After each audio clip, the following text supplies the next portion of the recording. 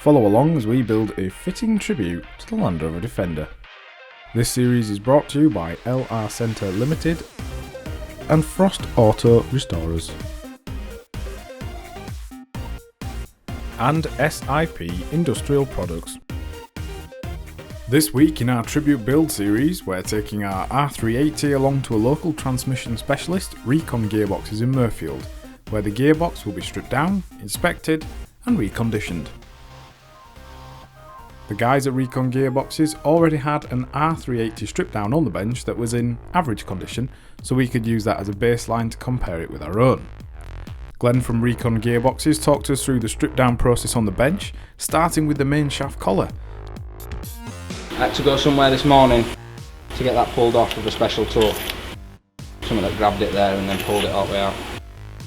So that'll stop you from being able to do this yourself, I would imagine, if you're coming to do it in the future. Glenn then removed the foam insulation that sits in the tunnel over the gear selector housing and gear knobs. He then went on to remove the extension housing upper bolts, the ones that go through the remote and gear change housings.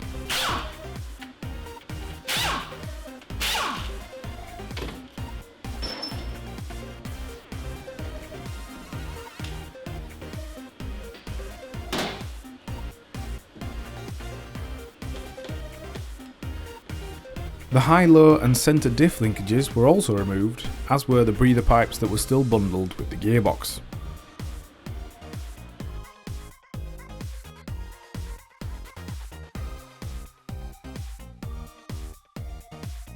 Next, Glenn removed the 4 bolts left on the remaining gearbox mounting bracket. The remote housing was then free to remove. I'm hoping they looked after the gearbox as well. Although it was a training vehicle. So that's pretty much your bulk basic gearbox now.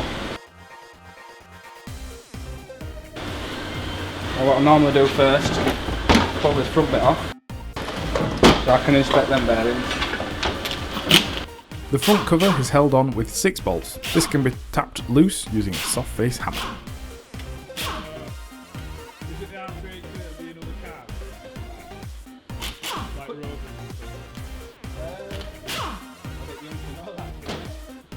This will be the bit minus all the Land Rover. Yeah. Generally that chunk of This cast is iron there, yeah. just the gearbox. That's the bit that hasn't really changed. Right. Everything else that's ancillaries and whatever else there. The input shaft front taper bearing is in good condition. They look like brand now. Glenn inspects the front cover to find it has some light scuffing on the bearing races, nothing too serious though.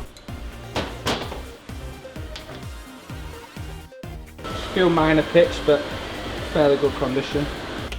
The spool retainers also need removing. There's one in the gear case and one in the extension housing. Next, out comes the inhibitor camshaft. After that, Glenn removed the bolts holding the extension housing to the centre plate and gear case.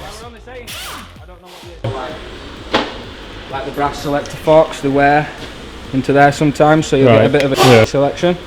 Pardon my French. Synchro meshes, I'll go through it on yours as well, but the synchro meshes, like the brake for the gear, if that stops working, you'll get a crunch as it goes to select. Because it won't brake to the gear will still be turning, so you get. The outer detent ball and spring need removing. These have a torque screw holding them in on this box. After a liberal spray of penetrating fluid and heating with a propane torch, this came out a lot easier. The detent ball and spring can be retrieved with a magnet. The gear case and extension housing are then separated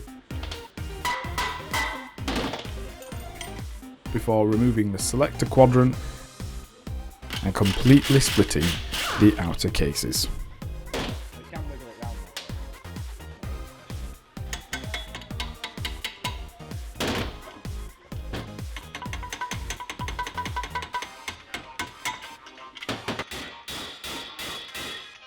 Otherwise, when you get to about 60, it just hits a dead wall. The oil filter looks clean, which is a good sign that there's not been too much wear on bearings and internal components.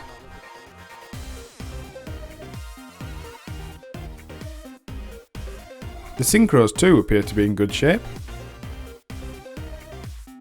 Them points usually go sharp when they're gone, the chatter, which none of them look sharp. Okay. But that's just an initial inspection. I'd have to take them right off and make sure they're all gripping properly. So is that the bark ring? Yeah, synchro mesh, bark ring, 2 different names to be fair. We know them 2 bearings are alright, there's another 2 bearings there. That'll all be fine, hold it into this plate. The housings are then put into the parts washer and a hot wash tank for thorough degreasing before painting. Glenn was also very happy with the old oil. It had no signs of swarf or brass filings that could indicate worn bearings or synchros.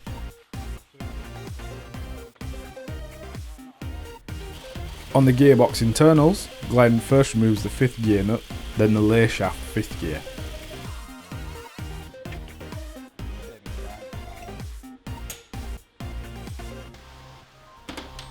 Before moving on to the main shaft and removing the main shaft 5th gear. The synchro here was in excellent condition. Sound is that looks really good, is that actually?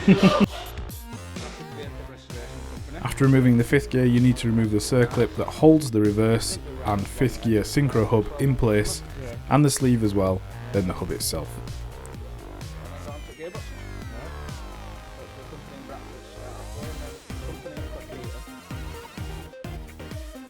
Reverse gear comes off next. The input shaft now slides off along with the 4th gear synchro ring, and then the reverse gear comes off. When taking the centre plate off, watch out for the lower detent spring and ball. The selector fork and shaft can be removed next, and that's the gearbox done. It'll then be cleaned, any worn parts replaced and painted, and we should be able to pick that up in the next episode. Yeah, you've got one coming down from underneath. Back at FunRover HQ, we're working on the steering box. We purchased a recon steering box from lrparts.net as the old one could make quite a grumble when you turn it from lock to lock.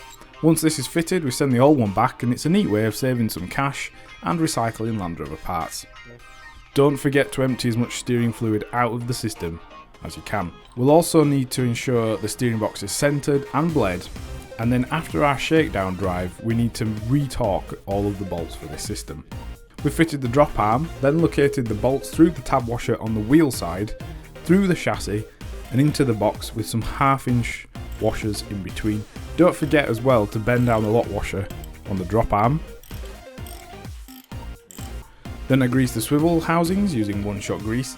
To get that in, you need to remove the stop locks from the opposite side, then turn the filling hole past the end of the swivel housing chalice, and that allows you to grease the internals by putting the grease tube right in to the housing. Here's our TD5 engine. It's my favourite engine, and in my opinion one of the best Land Rover have ever produced.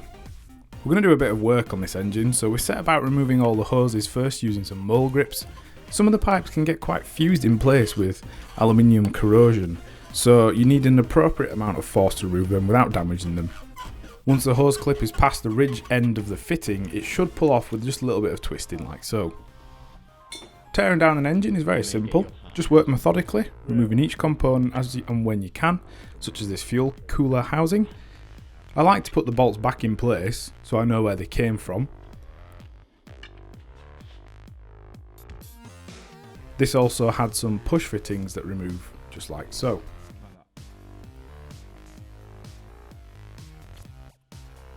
The alternator needs to come off, as does the viscous fan, but I had to order a special viscous fan spanner which works for the V8 and TD5. That's coming from Flat Dog UK in the post very soon. The turbo housings next. We started with the heat shield, then the power steering bracket was removed. Using the stand we could tilt the engine to drain the coolant completely.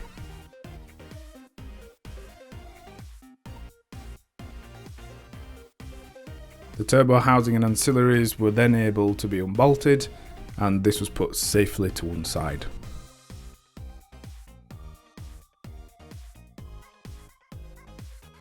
Then we discovered a common problem that occurs with the TD5s. The exhaust manifold warps due to extreme exhaust gas temperatures, and that consequently snaps the studs, and it causes exhaust gases to blow out, because we can actually see evidence of this happening here. There's some soot on the engine block, and it's evident that at some point it's been to a garage because there's 2 gaskets fitted, and this is usually to try and account for the warped manifold.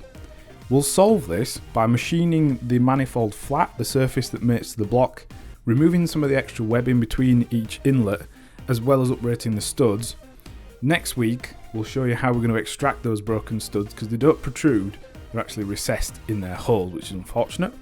And that leaves us with our stripped engine. Watch next week to see what we're going to do with it.